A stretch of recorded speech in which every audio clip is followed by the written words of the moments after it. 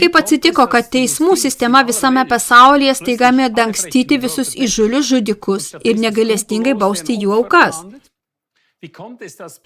Kaip atsitiko, kad Big Pharma nuolat naikina ištisas tautas, visų akivaizdoje priveda jas iki pražūties, o paskui gauna trilijonus dolerių pelno? Klausiu, kaip tai, kad nepataisomi karo kurstytojai atkakliai traukia mus į trečiąjį pasaulinį karą ir taip užtikrina savo dominavimą pasaulyje? Kaip atsitinka, kad aukštieji finansai negailestingai stumia visą pasaulį į skolas ir tuo pat metu užgrobia visą jo nuosavybę? Kaip tai nutiko, kad narkomafija gali nebaudžiamai naikinti ištisas tautas ir pasmerkti jas visiškam nesugebėjimui pasipriešinti, kaip ir pornografijos, alkoholio, stimuliatorių, sveikatinimo mafija ir taip toliau? Kaip atsitiko, kad švietimo mafija gali iš mūsų atimti ne tik tikrąją kilmę, bet ir žinias apie tikrąją pasaulėžiūrą ir tikrąją būtį gyvenime? Kaip tai nutiko, kad vis labiau plintantis satanizmas gali sunaikinti visus mūsų prigimtinius instinktus, atimti iš mūsų visą tikrąją laisvę, atimti iš žmonijos bet kokį sveiką protą, bet kokią etikos ir moralės gynybą? Kaip gali būti, kad pačios bažnyčios ir religijos stengiasi sugriauti visas tikras dvasinės žinias ir bet kokius tikrus santykius su Dievu? Kaip atsitiko, kad žiniasklaida staiga ėmė visą pasaulį nukreipti prieš tikrai dorus ir pamaldžius žmonės, dangstyti baisiausius vaikų tvirkintojus ir panašiai, ir nuolat bauginant varyti žmonės į anksčiau įvardintų pakalikų gniaužtus? Ar jau uždavėte šiuos klausimus? Kaip atsitiko, kad politika išrauna visas etninės grupės, atima iš jų tradicinius papročius, vienybę ir kultūrinius turtus? Kaip atsitiko, kad mokslas, nepaisant visų protestų, vieningai pavergė visus žmonės savo totalitarinėmis kontrolės technologijomis? Kaip taip nutiko, kad filantropai, kaip niekas kitas, atskiria ištisas tautas nuo valdžios pareigūnų ir juos ginančių institucijų? Kaip atsitiko, kad vis daugiau vadinamųjų vaiko teisių apsaugos organizacijų atima iš geraširdžių tėvų visą auklėjimo valdžią ir atima vaikus? Kaip atsitiko, kad technologijų korporacijos vis labiau atima iš mūsų nuosavą intelektą ir natūralų suvokimą? Kaip atsitiko, kad kino pramonė kasdien iš mūsų atima vis daugiau objektyvumo ir kūrybinio potencialo?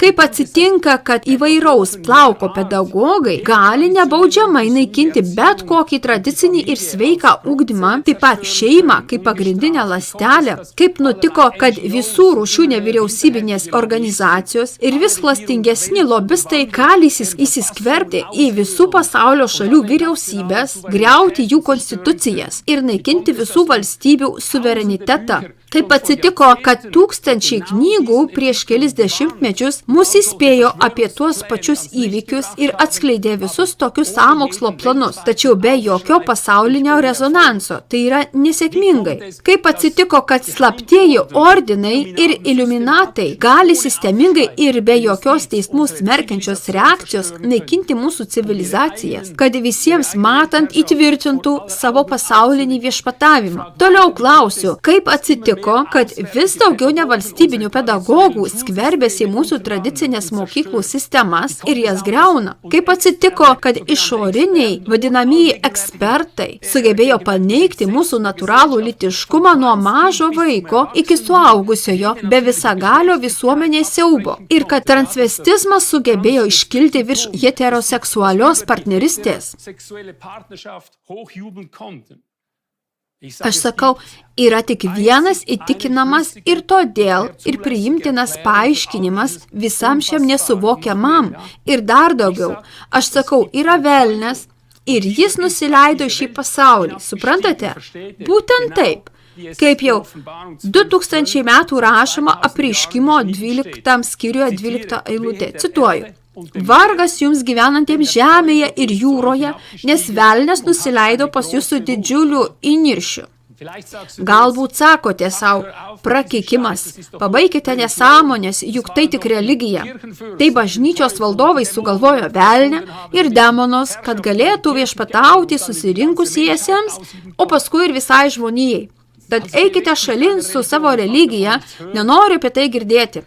Tai žinoma yra jūsų teisė taip sakyti. Noriu pasakyti, kad turite omenyje, jog jūs vis dar turite duoti įtikinamą atsakymą šiam neramiam pasauliui dėl visų žiaurių dalykų, kurie čia vyksta. Iki pat skaitmeninių valiutų ir kitų klausimų, iki nuolatinės infliacijos, kuri mus naikina. Ne tik mūsų aukso valiutą, bet ir mus, atimdama iš mūsų valdžią ir naikindama visas apgautas tautas iki pat didžiosios perkrovos su šūkiu.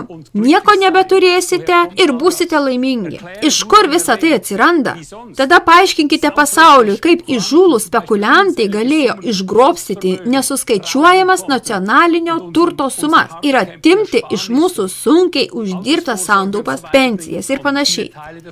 Paaiškinkite pasauliu, kaip dar pasaulinės sveikatos organizacijos galėtų sunaikinti mūsų sveikatą ir padidinti sveikatos draudimo kainas. Paaiškinkite mums, kaip nepaisant visų perspėjimų, kurie buvo išsakyti prieš mirtinai pavojingą COVID eksperimentą, milijonai žmonių dabar yra nevaisingi, milijonai nepagydomai serga, o dar daugybė žmonių miršta.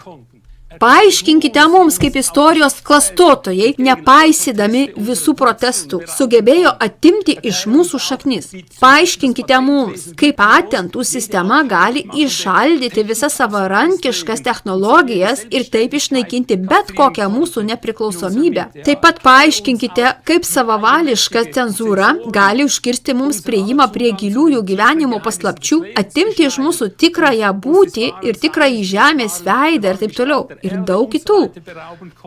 Taip pat galite mums paaiškinti, kaip pavyzdžiui, kai kurios aplinkosaugos ministerijos su savo tiesiog išgalvotomis energetikos krizėmis sugebėjo nuo mūsų nuslėpti mūsų pačių begalinius išteklius ir plėtros galimybės, kad dabar galėtų vis daugiau ir daugiau išspausti žmonių turto per prievartinius mokesčius. Tuomet paaiškinkite visam pasauliui, kaip dar buvo galima diktatoriškai valdyti su apsimestinėmis demokratijomis, pasitelkiant įvairias abejotinas marionetes ir parankinius veidus. Paaiškinkite mums, kaip atsitiko, kad visa policijos sistema staiga ėmė ginti visus nusikaltėlius ir ypač pavojingus piktadarius, persekioti paprastus žmonės ir žiauriai malšinti kiekvieną konstruktyvų liaudės sukilimą. Paaiškinkite mums, kaip atsitiko, kad aplinkosaugos, organizacijos ir ministerijos sugebėjo diktuoti žmonėms ir sunaikinti kadaise brangias energetikos sistemas, o mainais už tai dabar užtikrina, kad mums būtų nutrauktas elektros energijos tiekimas ir apmokestina viską, ką jie propaguoja kaip kenksmingą klimatui, prieštaraudami visam nepriklausomam mokslui. Taip pat turite paaiškinti mums ir visam pasauliu, kaip įmanoma, kad humanitarinės organizacijos sąmoningai naikina visas tautybės, užverčia ir užtvindo šalis pabėgėliais, priversdami pačiam absurdiškiausiam rasių sumaišymui. Ir galiausiai privalote pasiūlyti pasaulio bendruomeniai sprendimą, kaip praktiškai kovoti su šiais nesuskaičiuojamais žiaurumai, nes jau dabar visi supranta, kad jei tai tęsis,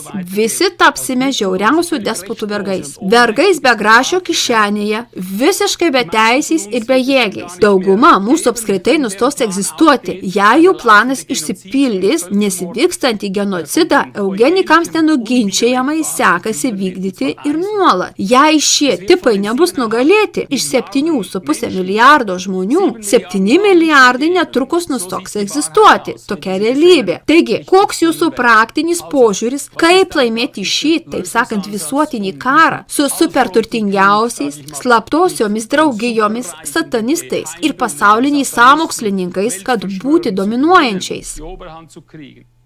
Ir prieš atsakydami nepamirškite, kad jie, kuriuos reikia nugalėti, turi visus ginklus ir jų pusėje yra visi ginklų įstatymai.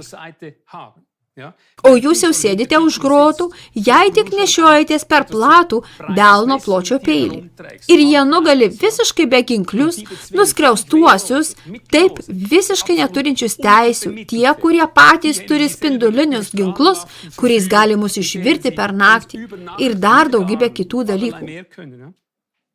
Aš sakau, tai velnias, kuris jau seniai atitraukė tautų dėmesį per visokias priklausomybės nuo žaidimų, sporto ir malonumų. Būtent velnias daro juos aklai pasitikinčiais, atitraukia jų dėmesį nuo politinės raidos, nuo savo rengiamo šėtoniško pasaulinio viešpatavimo. Jis daro mus visiškai abejingus, nerūpestingus ir bebalsius.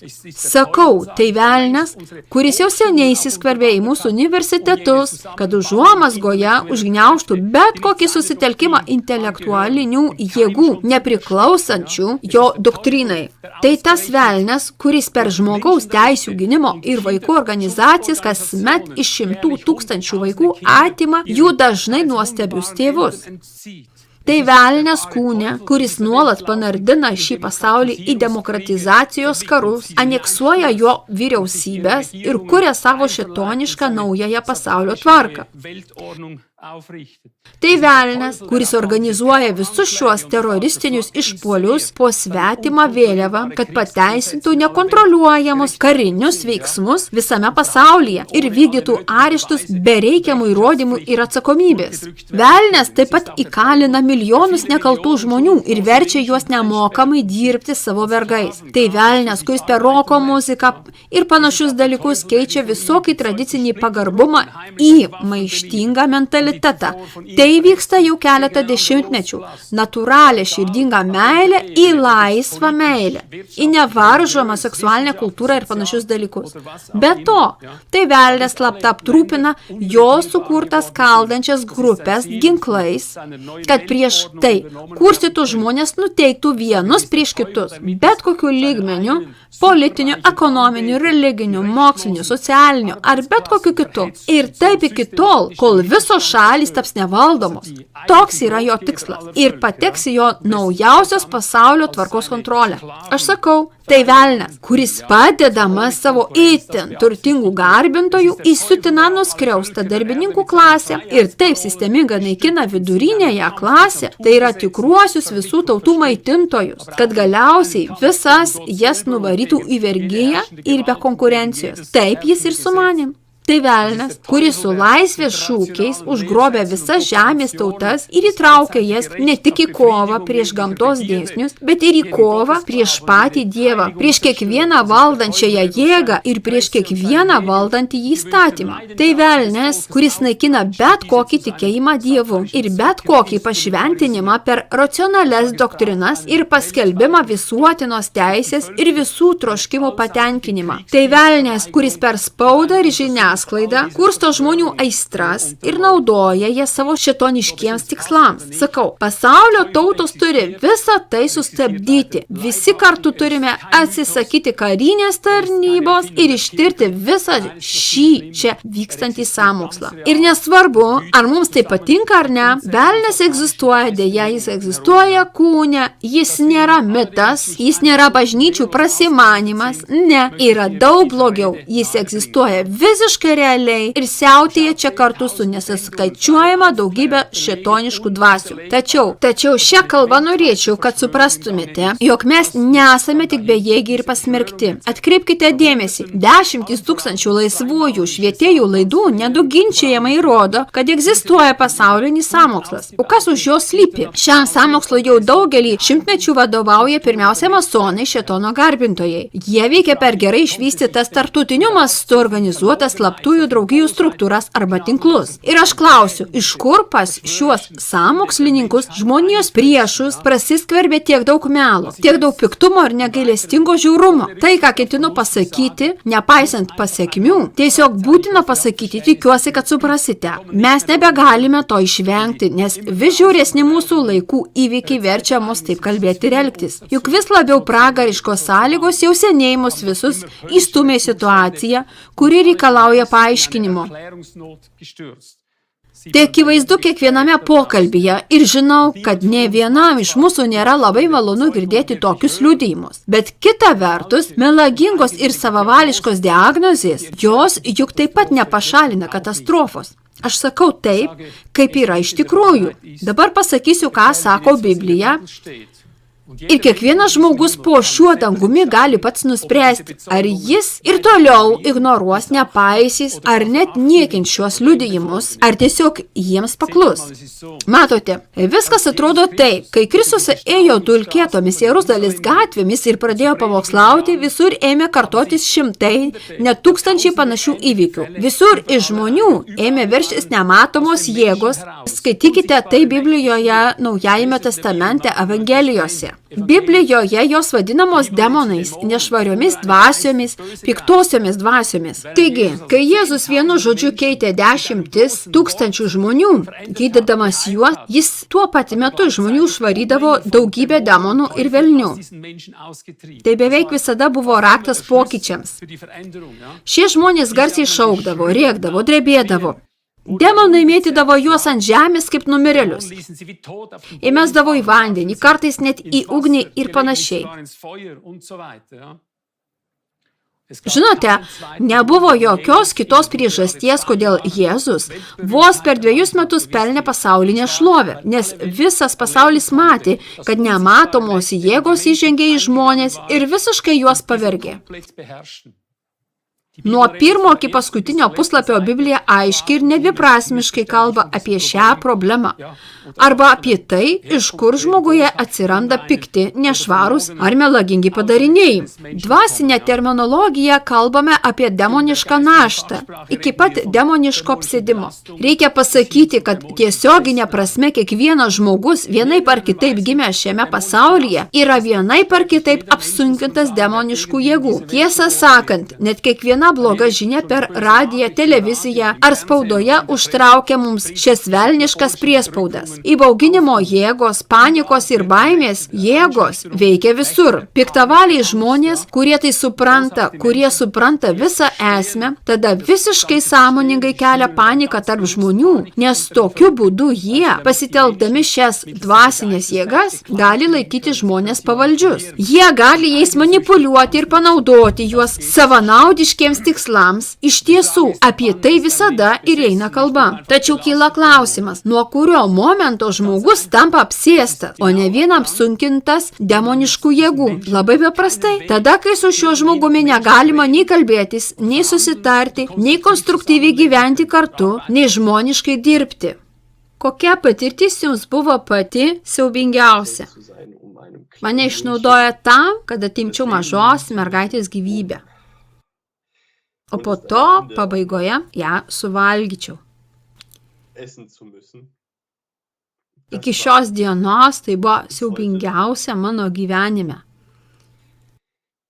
Tada ši būtybė gavo priėjimą prie manęs ir man teko nužudyti mažą mergaitę. Apie tai galiu pasakyti tik tiek, kad kai jie buvo manyje, nes jie tikrai negali patys pridėti rankų, jiems visada reikia kokio nors įrankio, egzoskeleto, kuriame jie galėtų apsigyventi.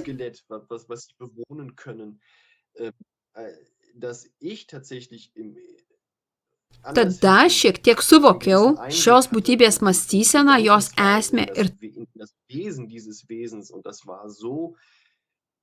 tai buvo siaubingai bjauru. Visada ją apibūdinu kaip milijardą smuikų, kurie skamba netikroviškai, prie to dar neapykantos ir pasibjaurėjimo jausmas viskam, kur mes sakome tai gražu. Jei eini per mišką ir matai bėgančią voveraitę, arba matai besijuokiančius ir žaidžiančius savo vaikus, vyro visiškas pasibjaurėjimais tais dalykais. Troškimas juos sunaikinti, noras sugriauti, visiškai bjauru ir šlykštu. Štai ką aš jaučiau tuo metu. Pavyzdžiui, karai niekada nebuvo niekas kitas kaip tik proveržis, paskutinis šio velniško pasaulio proveržis į žmogų. Viskas prasidėjo nuo nekaltų kivirčų, paskui muštynės, žudynės, žmonių žudynės. O paskui staiga prasideda šie akli įnirtingi tarpusavio naikinimai, kartais ir savęs naikinimas. Biblijoje aprašomi apsėsti žmonės, kurie gyveno kapuose. Kapų gyventojai, jie daužė save akmenimis, keldavo grėsmę kitiems, dieną ir naktį puldinėdavo žmonės. Ten sakoma, kad šių žmonių nebuvo galima surakinti grandinėmis, nes jie galėjo tiesiog nutraukti tas grandinės ir išsilaisvinti. Matote, žinoma, tai neįmanoma. Kaip žmogus daugiau nei 45 metus tarnavęs pastoriumi, iš savo patirties galiu patvirtinti, kad apsėdimas egzistuoja. Atsiprašau, bet tai tiesa. Neįmanoma protingai kalbėti su apsėstais žmonėmis. Kiekvieną akimirką jie gali būti visiškai kitokie. Neegzistuoja jokia žmogiška logika, jokios spaudimo priemonės. Tiesiog nieko, kas paveiktų natūraliai. Išskyrus ir štai čia priejau prie tikrai gilios pamatinės tiesos. Kasgi tai yra? Jėzus surišinėjo ir išvarinėjo piktasias dvasias vien tik žodžiu. Tai yra jokių fizinių priemonių, tik žodis. Žodis tai kalavijas burnoje. O dabar tu pasakysi, ką visa tai turi bendro su manimi? Aš nesu krikščionis ir nesu religingas. Taip, teisingai. Tu taip pat ir ne kunigas, ne egzorcistas, bent jau taip manai. Ir tada tiesiog palieki visus šiuos velnio išvargintus ir daug kartų apsėstų žmonės jų siaubingam likimui. Prašau, neišsigąskite. Šią kalbą tik sakau jums, kad kiekvienas žmogus po šiuo dangumi yra potencialus egzorcistas ir turėtų būti tokiose ekstremaliose situacijose, kaip dabartinė. Suprantate? Jei jis nenori pražūti, jei mes nenorime pražūti, turime skubiai ko nors išmokti. O jei to nesuprasime, šios nematomos jėgos pasireikš pražūtingai. Tada su jomis susipažinsime ir ant savo kūno patirsime, kaip jos mus, taip sakant, išvarys. Kur mus išvarys? Iš šio gyvenimo, iš šios planetos. Taip ir bus, jei mes neimsime dominuoti. Žiūrėkite, mūsų apaštalas pagonims Paulius jau beveik prieš 2000 metų mus apšvietė apie šiuos dalykus tokiais žodžiais. Pacituosiu jį. Mūsų kova, sako jis, vyksta ne prieš kūną ir kraują. Tai yra ne tiesiogiai prieš žmonės, bet prieš blogio jėgas po dangumi prieš kosmokratų. Kaip blogio jėgas ir panašiai. Apie tai užsimenama Efeziečiams 6:10. Tačiau tai nereiškia, kad neturėtume imtis aktyvių veiksmų prieš nusikaltėlį su kūnu ir krauju. Kitaip nieko nedarytume, kaip KLATV, ACK ar nepriklausomi švietėjai. Ar suprantate? Bet Jėzus mokė savo sekėjus, cituoju jį. Ką surišite žemėje, bus surišta ir danguje. Jūs klausėte, apie ką jis kalba? Būtent apie dvasinės jėgas, kurios įžengia į žmonės čia apačioje. Beje, savo pamoksluose Jėzus šimtuose skirtingų vietų patvirtino Biblijos liudijimo autentiškumą. Tai yra, šimtuose vietų patvirtino pačios Biblijos autentiškumą. Jis iš tikrųjų ją pasirašė, pateikė kaip teisingą, turinčią teisinę galią. Paskutinėje Biblijos knygoje Apreiškime Jonui rašoma, kad kai čia žemėje bus ypač žiauru, kils pasaulinis judėjimas, kuris pagaus velnią, surakins jį grandinėmis, suriš ir įstums į bedugnę. Numes jį žemyn. Visa tai vaizduojama simboliniais vaizdais. Vaizdžiai tai galingas angelas, nužengiantis iš dangaus, ten apibūdinamas kaip nusileidžiantis ir taip toliau. Tačiau angelas pažodžiui reiškia pasiuntinį. Todėl tai reiškia ne ką kita kaip tai, kad ateis dangaus žinia. Kažkoks momentas, kažkoks pranašiškas žodis, kuris ateina pas mus, kuris paskui sukelia tokius įvykius, kad žmonės pradeda surakinti velnią grandinėmis. Ir tai, ką dabar jums pasakysiu, šitas žodis, kuris, sakysime, taip, nusileidžia pas mus iš dangaus. Kas tai per žodis? Jūs ir aš, mes visi kartu turime šią misiją. Taigi, negalime laukti angelo iš dangaus. Tai yra tik simboliai. Mums skirta užduotis išvaryti nematomas jėgas.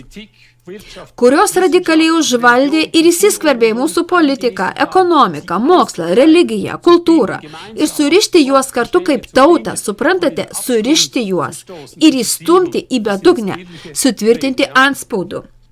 Tai vaizdinių kalba ir aš kviečiu visus ir iš tiesų visus, kurie mane čia girdi ir mato, dalyvauti šiame, pavadinsiu, visuotinėme egzorcizme, suprantate? Žinoma, mes klausėme, kaip tai veikia praktiškai. Kasdien tvirtai nukreipkime savo širdis ir jausmus, kad sąmoningai ir absoliučiai pašauktume nematomą pasaulį į viso to sustojimą. Tai veikia taip. Tame nėra nieko religinio. Tai dvasinė jėga, prigimtinis polinkis, esantis kiekviename iš mūsų. Ir mes galime ją išlaisvinti ir pakilti virš šių velnių, naudodamiesi šią mumise gyvenančią dvasinę jėgą. Virš šių velnių, kurie užvaldė viską. Štai kodėl aš kartu su tūkstančiais dvasinio pasipriešinimo kovotojų jau seniai kasdien nuo 6 iki 6:15 ryto skelbiu sustojimą. Kiekvieną dieną, kiekvieną rytą tuo pačiu metu. Žinoma, jūs taip pat galite skelbti kiekvieną dienos minutę savo, kad ir kur bebūtumėte, kad ir kada benorėtumėte. Ir šis sinergetinis valios išreiškimas, šis vidinis bendras pasipriešinimas veikia nematomame pasaulyje kaip ugnis, kaip ugnies rautas, kaip kulkų kruša ar smarkus sprogimas prieš šias dvasias nematomame pasaulyje. Tai yra gili patirtis, kuria čia dalinamės. Prašome priimti ją rimtai. Tai yra dvasinė kova. Kai demonui atkakliai priešinatės ir sakote, dabar tu palieki šią vietą arba šį žmogų, dabar tu paleidi šį žmogų. Ir sakote tai su nedalomu ryžtu, tai degina tą dvasią kaip ugnis. Tačiau neturime toliau leisti, kad demonai palikę vieną žmogų tiesiog persikeltų kitą žmogų ir gyventų jame. Štai kodėl Jėzus visą laiką kalbėjo, išeik iš šito žmogaus ir daugiau į jį nebejeik. Biblija mums sako, kad šiuo metu turime surišti išstumti demonus į bedugnę. Galima sakyti, kad tai savotiškas suėmimas. Šiuo kolektyviniu veiksmu mes sakome toms nematomoms jėgoms, kurios valdo mūsų politikus, mokslininkus ir taip toliau. Tam tikrą prasme sakome joms, jūs esate areštuoti. Dabar mes jūs surišame ir įmetame į požemius. Jie yra dvasinės būtybės, jūs galite taip pat su jais pasielgti. Ir tada jūs ten pasiliksite ir daugiau neišeisite. Ir jūs suprantate, kad tokiais veiksmais per labai trumpą laiką ištisi miestai buvo išlaisvinti nuo kančių. Ten, kur anksčiau valdė nepasiekiami smurtininkai, užsiimantys narkotikais, prekyba seksu ar dar ko nors, per kelias savaitės ištuštėjo tų miestų kalėjimai. Įvairiuose miestuose tai vyko po to, kai nepriklausomi švietėjai ir dvasinio pasipriešinimo kovotojai nusprendė padaryti galą šiai velniškai netvarkai. Prieš tai visos kalbos ir pastangos buvo bevaisės. Niekas neveikė. Kodėl? Todėl, kad piktadariai turėjo tokią brutalią galią, kurie juose veikia per šias dvasinės būtybės. Tačiau bendras dvasinis pasipriešinimas uždėjo velnių grandines. Taip sakant, nuginklavo šios žmonės. Ir vieningas sustok iki šios vietos ir toliau neik turėjo tokį poveikį. Pakartosiu dar kartą, pasitelkęs kitą pavyzdį, kaip veikiančio variklio degalų užsukimas arba generatoriaus maitinimo atjungimas. Jūs galite nutraukti piktųjų dvasių įtaką žmonėms. Beje, neseniai vykusiame 2023 metų draugų susitikime išsamiai kalbėjau apie šiuos surišimus ir dvasinę kovą. Dar kartą išklausykite šiuos 3 pamokslus, ypač 2 ir 3. Tiesiog nusprendžiau pasidalyti šiais pamokslais su visais žmonėmis, rizikuodamas, kad mane suplėšysite į gabalus ir pavadinsite sektantu, kaip velnias per savo pakalikus žiniasklaidoje daro jau dešimtmečius. Bet man tai visai nerūpi. Nes šiais laikais visi tikrai susitiksime su įsikūnijusiu velniu. Aš tai garantuoju. Nes jis tiesiog nusileido į šį pasaulį ir vis dažniau rodė savo neslepiamą grimasą. Jis jau pradėjo tai daryti. Mes visi čia pačioje patirsime pragarą tol, kol kiekvienas žmogus po šiuo dangumi giliai suvoks, kad velnis ir jo demonai egzistuoja. Patikėkite tuo. Ir kad tai yra pagrindinė visų kančių po dangumi priežastis. Taigi, baigdamas dar kartą raginu, suriškite šias melagingas dvasias, kurios veikia čia apačioje. Šias piktasias dvasias, nešvarias dvasias, taip pat čia žudikiškas dvasias, kurios veikia čia, kurios paėmusios kontrolę, pradedant politiką ir baigiant mokslu, įskaitant menus ir aukščiausiai teisingumą. Suriškite jas. Kiekvieną rytą nuo 6 iki 6:15 kartu įsakykime, kad visos tos piktosios dvasios paliktų šiuos žmonės. Ar jūs su manimi? Ir išsakau, kiekvienas pats už save, savo miegamajame, svetainėje ar bet kur kitur, aiškiai pasakykite, kad tai vyksta dabar ir jūsų įsakymų. Mūsų žodžiai ištarti su įsitikinimu yra veiksmingiausias mūsų turimas dvasios ginklas. Prašau, patikėkite tuo. Mes išmanome savo darbą ir tiesiog visada pramušinėjome šį kelią nuo ankstyvo dvasios amžiaus prieš bet kokį žiniasklaidos, didžiosios formacijos, aukštųjų finansų ir taip toliau pasipriešinimą. Tai buvo ištisus dešimtmečius. Juk tai tiesioginis mokymas atėjęs iš Jėzaus Kristaus lūpų. Jis niekada nepaliko mūsų išnaudotojiškai didžiajai farmacijai, bet įsakė, cituoju jo žodžius iš Mato 10:8. Gydykite ligonius, prikelkite mirusiuosius, apvalykite raupsuotosius, išvarykite demonus. Štai tokia santrauka. Žodžiuose demonų išvarymas turėtume suprasti visų ligų, raupsų ir mirčių pamatinį blogį. Ir mes neatsitrauksime, kol mūsų sinergetiniai įsakymai nebus įvykdyti ir šie žmonės nebus išlaisvinti iš tų jėgų. Matote, kitaip jie negalės atsipeikėti ir ateiti į protą. Tai neįmanoma. Bet kai jie ateina į protą, dažnai nutinka gražūs dalykai. Tada jie dažnai verkia kaip maži vaikai, jaučia giliausią gailestį dėl to, ką padarė, supranta, kad su jais buvo žaidžiama. Tikėkimės, kad būtent taip ir nutiks. Jei esate krikščionys, galite melstis Jėzaus Kristaus pozicijoje, jo vardu. Jūs galite įsakinėti, jei esate musulmonas, įsakinėkite Allaho vardu, kad ir kuriam dievui tikėjimu tarnautumėte visa širdimi. Eikite jo vieton ir duokite šios įsakymus, kad šis blogis, šios mirties žnyplės, šie beprotybės šarvai būtų sulaužyti ir mes visi vėl galėtume aiškiai mąstyti, kalbėti ir sutarti tarpusavyje. Kartoju dar kartą, jei mums nepavyks to padaryti, velnias mus visus išvarys. Taip ir bus. Dabar pasakiau šią kalbą ir, kaip jau sakiau, rizikuoju būti štai nekenčiamas ir niekinamas. Kai kuriems tai gali būti patvirtinimas to, ką jie apie mane girdėjo pagrindinėje žiniasklaidoje. Bet aš tai padariau, nes puikiai žinau, kad netrukus visi žmonės mane supras ir žinos, kad pasakiau visą tiesą ir tik tiesą. Pateikiau tikrai realų vaizdą, kaip čia viskas iš tikrųjų yra. Aš esu Ivo Zasekas, kuris jau 47 metus stoviu Dievo akivaizdoje.